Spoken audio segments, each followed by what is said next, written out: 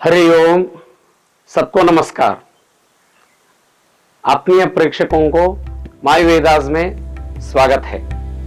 मैं वेदमूर्ति नित्यानंद देसाई आज आपको फल ज्योतिष में जो ग्रहों का स्थिति से हमें दुर्योग प्राप्त होता है और तन्निमित्त उसके परिहार के लिए जो शास्त्र में सूचनाएं बताए गए हैं उसके बारे में हम विचार करेंगे।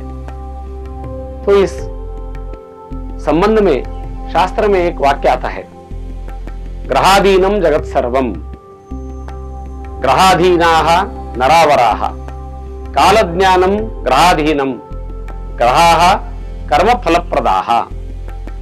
इसका यह तात्पर्य निकलता है कि संपूर्ण यह सृष्टि जो जगत है ये ग्रहों के अधीन रहता है।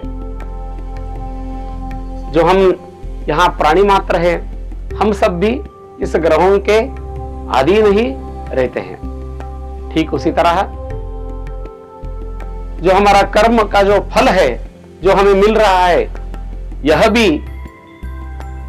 इन ग्रहों के वजह से ही हमको प्राप्त होता है, सूचना मिलता है।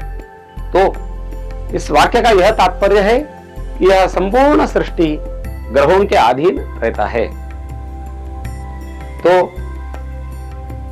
जो भी हमारा प्रारब्ध है उसके तीन फल बताया गया है। एक है जन्म, अंत्य का है जो मृत्यु, बीच में है भोग।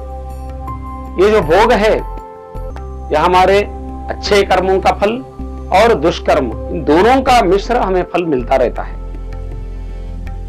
तो जब भी हमारे ये जो दुष्कर्म है उस दृढ़ कर्म के फलानुसार कुंडली में ग्रहों के गति से हमें जो ये अनिष्ट फल प्राप्त होते हैं, इनके परिहार के लिए शास्त्र में अनेक उपाय बताए गए हैं। नित्य, नैमित्तिक और काम्य व्रत बताए गए हैं। नित्य और नैमित्तिक जो हम कर्म करते हैं उसी से ही हमें काम्य कर्म करने में अधिकार प्राप्त होता है।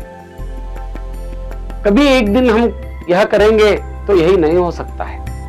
नित्य हमें अनुसंधान करना है, नित्य जप तप व्रत दान यह करते रहना है। तो इस ग्रहों का जो दुष्परिणाम है इससे हम बच सकते हैं। तो सिर्फ एकदम से हम काम्य कर्म करेंगे तो हमें इसका ज्यादा लाभ नहीं होगा। नित्य और नैमित्य का हम कर्म करते जाएंगे तभी हमें इस काम्य कर्म का अच्छा फल मिल सकता है।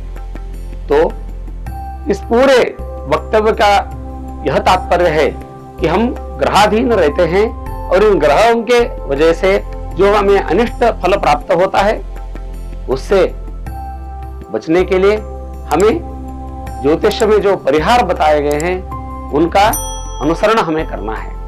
हम इस बारे में अगले अपने वीडियो में यह सोचेंगे। सबको नमस्कार।